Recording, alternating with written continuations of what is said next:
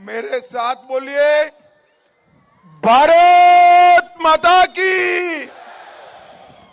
क्यों भाई, मलकागिरी वालों की आवाज को क्या हो गया है? मोदी जी को तीसरी बार प्रधानमंत्री बनाना है या नहीं बनाना है? 400 पार करना है या नहीं करना है? तेलंगाना से भ्रष्ट कांग्रेस को हटाना है या नहीं हटाना है? तो ऐसी आवाज नहीं चलेगी भाई। मेरे साथ दोनों हाथ उठाइए, उठाइए दोनों हाथ, विजय के संकल्प की मुट्ठी भींचिए और प्रचंड आवाज से बोलिए, जय श्री राम, जय जय श्री राम। मंच पर उपस्थित प्रदेश भारतीय जनता पार्टी के अध्यक्ष श्रीमान जी किशन रेड्डी जी, डॉक्टर के लक्ष्मण जी, श्री मांगम रंगा रेड्डी जी, एन रामचंद्र राव जी, श्री गोली मधुसूदन रेड्डी जी, श्री NVSS प्रभाकर जी, श्री श्याम सुंदर गौड़ जी, श्री डॉक्टर S मल्ल रेड्डी जी, RK श्रीनिवास जी, श्यामा रंगा रेड्डी जी, और आज जिनको जिताने के लिए मैं यहां आया हूं, ऐसे हमारे मलकाजगिरी के लोकसभा प्रत्याशी श्री एटेनला राजेंद्र जी और कैंटोनमेंट के प्रत्याशी श्री वंश तिलक जी। जोर से ताली बजाइए दोनों के लिए। भाई और बहनों, सबसे पहले मैं इस पवित्र धरती पर विराजमान पेदम्मा अम्मावरू को मन पूर्वक प्रणाम कर कर मेरी बात की शुरुआत करता हूं।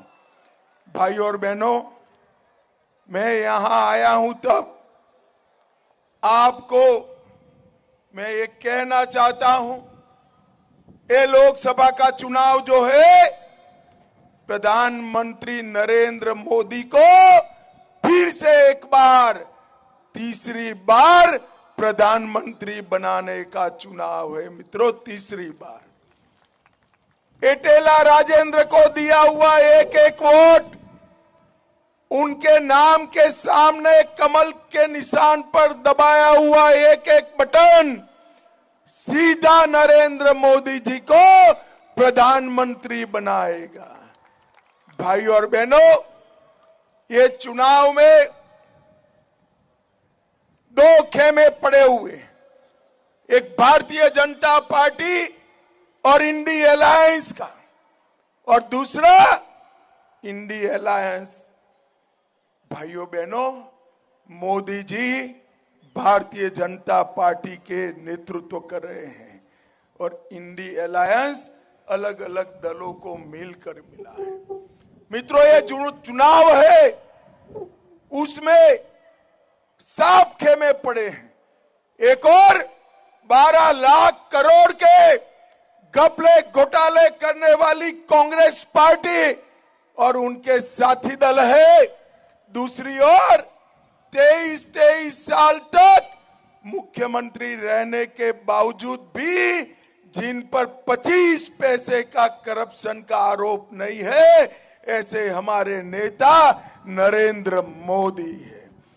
भाइयों बहनों, एक और चांदी की चम्मच मुंह में लेकर पैदा हुए राहुल गांधी है और दूसरी ओर गरीब चाय बेचने वाले का बेटा नरेंद्र मोदी है। एक और 23 साल तक मुख्यमंत्री और प्रधानमंत्री रहते हुए दीपावली के दिन भी छुट्टी न मनाने वाले और दीपावली के दिन देश की सरहदों पर जवानों के साथ जाने वाले नरेंद्र मोदी है और दूसरी ओर टेम्परेचर थोड़ा बढ़ते ही बैंकॉक और थाईलैंड जाने वाले राहुल बाबा है।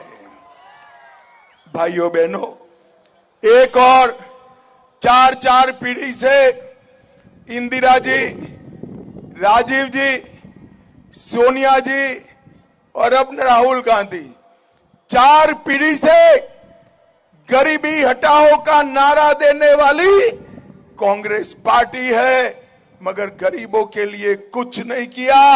और दूसरी ओर नरेंद्र मोदी जी है, जिन्होंने 80 करोड़ गरीबों के लिए घर, गैस, शौचालय, बिजली, मुफ्त राशन, मुफ्त दवाइयां और घर में नल से जल देने का काम किया, वो नरेंद्र मोदी है।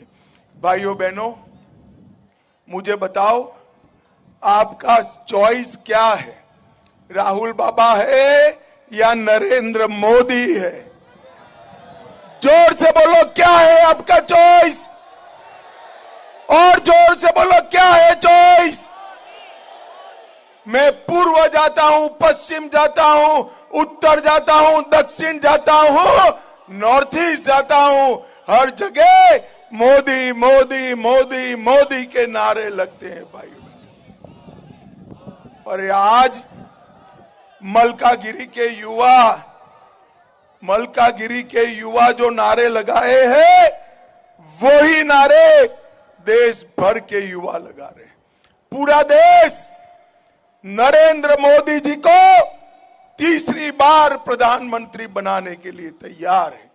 भाइयों बहनों, 2 चरण समाप्त हो चुके हैं। मैं आज आपको 2 चरण का रिजल्ट बताने आया हूं। 2 चरण में अपने मोदी जी 100 से ज्यादा कई सीटें जीतकर मजबूती के साथ 400 की ओर बढ़े। भाइयों बहनों, एक कांग्रेस पार्टी, बीआरएस और मजलिस तीनों तुष्टीकरण करने वाली पार्टी। तुष्टीकरण की एबीसीडी अगर लिखी जाए तो ए से ओवैसी, बी से बीआरएस और सी से कांग्रेस होती है। भाइयों बहनों, ये तीनों पार्टियां मुस्लिम वोट बैंक के लिए रामनवमी के जुलूस की अनुमति रद्द करने वाले हैं। मुझे बताओ मलकागिरी वालों, हैदराबाद विमोचन दिन मनाना चाहिए या नहीं मनाना चाहिए? जोर से बोलो, मनाना चाहिए या नहीं मनाना चाहिए? क्या ये कांग्रेस पार्टी मना सकती है क्या? बीआरएस मना सकती है क्या? ओवैसी मनाने देंगे क्या? आप डरिए मत, भारतीय जनता पार्टी को चुनिए। हम डंके की चोट पर हैदराबाद विमोचन दिन मनाने का काम करेंगे। भाइयों बहनों, आज मैं यहां आया हूं तब आपसे सीधी बात करना चाहता हूं। मुझे बताइए, ये कश्मीर जो है हमारा है या नहीं है? अरे जोर से बोलो, है या नहीं है? एक खड़गे साहब कहते हैं राजस्थान और तेलंगाना वालों का कश्मीर से क्या लेन देन है। अरे खड़गे साहब, 80 पार कर गए, आप तेलंगाना वालों को जान नहीं पाए। मेरा तेलंगाना का बच्चा कश्मीर के लिए अपनी जान देने के लिए तैयार है। भाइयों बहनों, ये धारा 370 हटानी चाहिए थी या नहीं हटानी चाहिए थी? जोर से बोलो, हटानी चाहिए थी या नहीं हटानी चाहिए थी? आपने मोदी जी को दूसरी बार प्रधानमंत्री बनाया, 5 ही साल में सारे वादे पूरे। 5 अगस्त 2019 को मोदी जी ने धारा 370 को समाप्त कर दिया। भाइयों बहनों, जब धारा 370 हटाई जा रही थी, ये राहुल बाबा पार्लियामेंट में खड़े हो गए और कहने लगे मत हटाओ। मैंने पूछा, राहुल बाबा क्यों न हटाए? तो उन्होंने कहा कि इसको हटाओगे तो कश्मीर में खून की नदियां बह जाएगी। भाई और बहनों, आज मल्काजगिरी में मैं बताने आया हूं, राहुल बाबा 5 साल हो गए, खून की नदियां छोड़ो, किसी की कंकर चलाने की हिम्मत नहीं है, कंकर चलाने। नरेंद्र मोदी जी ने देश को आतंकवाद और नक्सलवाद से मुक्त करने का काम किया। 10 साल तक एक कांग्रेस की सरकार थी, 10 साल तक सोनिया मनमोहन प्रधानमंत्री थे। आए दिन पाकिस्तान से आलिया मालिया जमालिया घुस जाते थे, बम धमाके करते थे, कोई बोलने वाला नहीं था। नरेंद्र मोदी जी को आपने 2014 में प्रधानमंत्री बनाया। उरी और पुलवामा में पाकिस्तान ने हमला किया, मगर पाकिस्तान भूल गया कि सरकार बदल गई है। कांग्रेस की सरकार नहीं है, भाजपा की सरकार है। और मनमोहन सिंह प्रधानमंत्री नहीं है, नरेंद्र मोदी प्रधानमंत्री। 10 ही दिन के अंदर, भाइयों बहनों, 10 ही दिन के अंदर सर्जिकल स्ट्राइक और एयर स्ट्राइक कर पाकिस्तान के घर में घुसकर आतंकवादियों का सफाया करने का काम नरेंद्र मोदी जी ने किया। भाइयों बहनों, मुझे बताओ, अगर होने वाला तो है नहीं, मगर ऐसे ही मैं पूछ रहा हूं, अगर ये इंडिया अलायंस सत्ता में आता है तो उसके प्रधानमंत्री कौन बनेंगे? कोई है? मैं एक एक कर पूछता हूं। शरद पवार जी को बना सकते हैं क्या? अरे जोर से बोलो, बना सकते हैं? ममता जी को बना सकते हैं? स्टालिन साहब को बना सकते हैं क्या? उद्धव ठाकरे को बना सकते हैं? अब हंसना मत, जरा हंसना मत। राहुल बाबा को बना सकते हैं क्या? अरे क्यों हंस रहे हो यार? कांग्रेस पार्टी के इतने बड़े नेता है, बना सकते हैं क्या? अब एक पत्रकार ने उनको पूछ लिया कि भाई आपका प्रधानमंत्री कौन? तो उन्होंने कहा बारी बारी एक एक साल सब बनेंगे। अरे इंडिया अलायंस वालों, ये परचूरण की दुकान नहीं है कि एक एक साल की पार्टनरशिप से चलेगा। ये देश आगे बढ़ रहा है। भाई और बहनों, मुझे बताओ, कोरोना जैसी महामारी आए तो ये इंडिया अलायंस वाले संभाल सकते हैं क्या? जोर से बोलो, संभाल सकते हैं?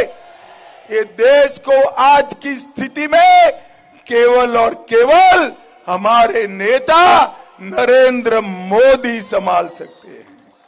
भाई और बहनों, आप मल्काजगिरी वालों, मुझे जोर से बताना जरा, आप सभी ने कोरोना का वैक्सीनेशन लगाया है या नहीं लगाया? जोर से हाथ ऊपर कर बताओ, दोनों वैक्सीन लगे हैं? 25 पैसा भी देना पड़ा है क्या?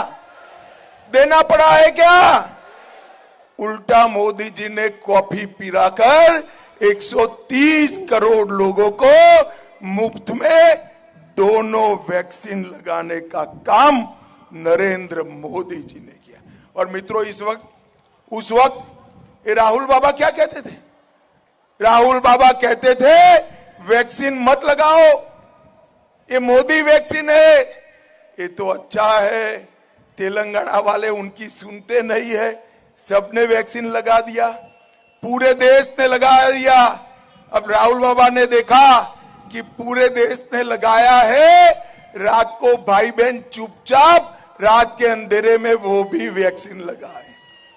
अरे राहुल बाबा, शर्म करो, शर्म करो। कोरोना जैसी महामारी में भी राजनीति करते हो।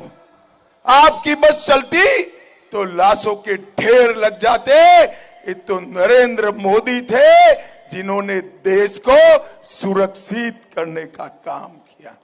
भाइयों बहनों, मुझे बताओ, मुस्लिम आरक्षण देना चाहिए क्या? जोर से बोलो, देना चाहिए क्या? एक कांग्रेस पार्टी ने तेलंगाना में मुस्लिम आरक्षण रखा है।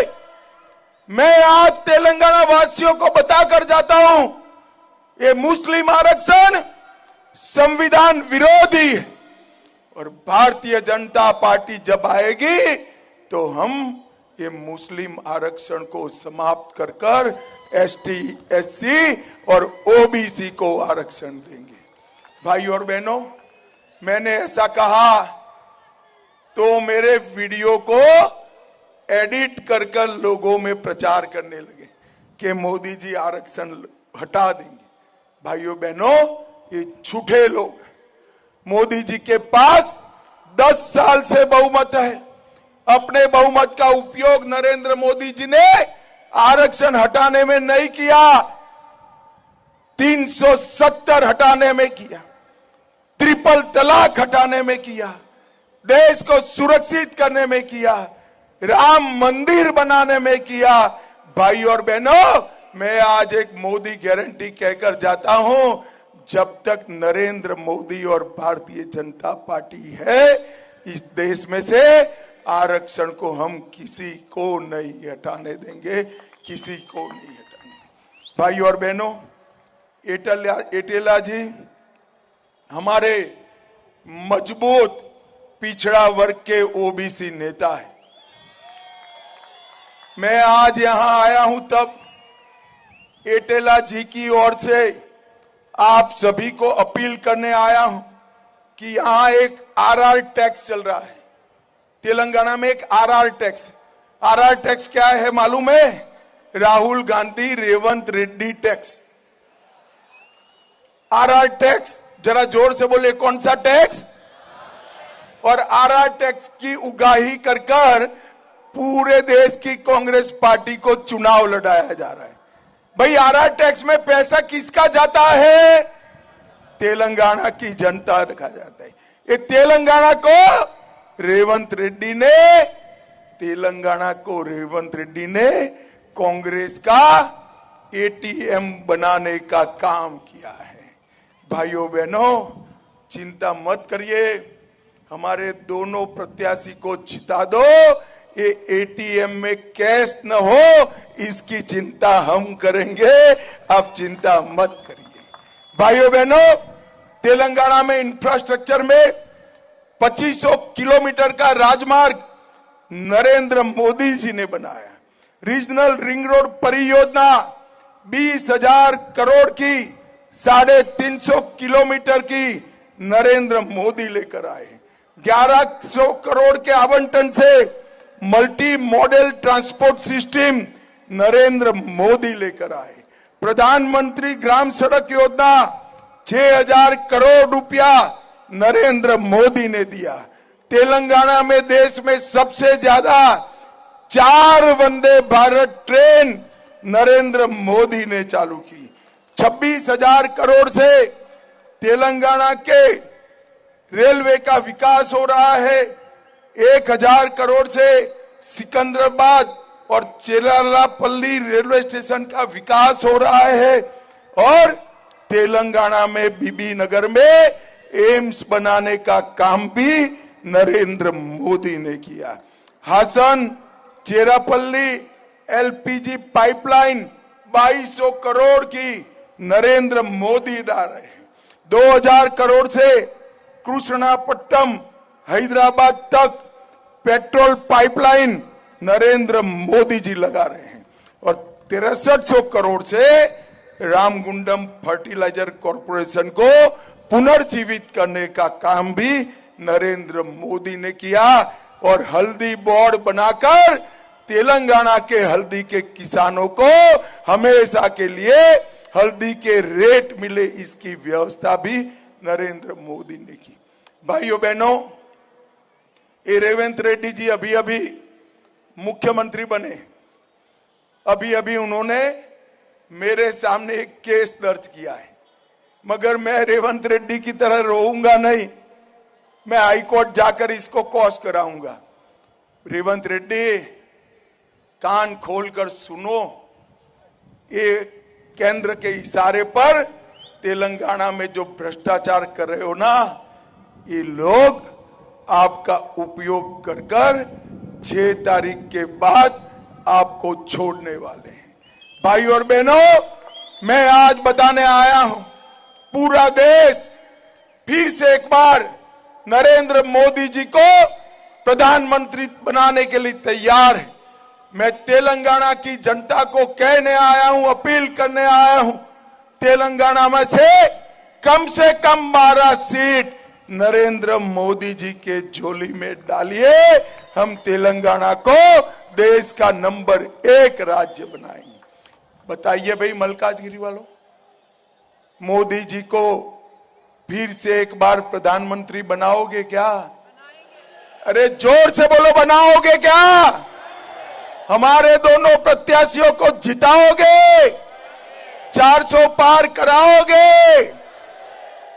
तो दोनों हाथ उठाइए, अंत तक सभी लोग उठाए दोनों हाथ, विजय के संकल्प की मुट्ठी बींचिए और प्रचंड आवाज से बोलिए, भारत माता की, भारत माता की, वंदे वंदे। आप सभी का बहुत बहुत धन्यवाद, आभार, शुभकामनाएं। Like, share, subscribe.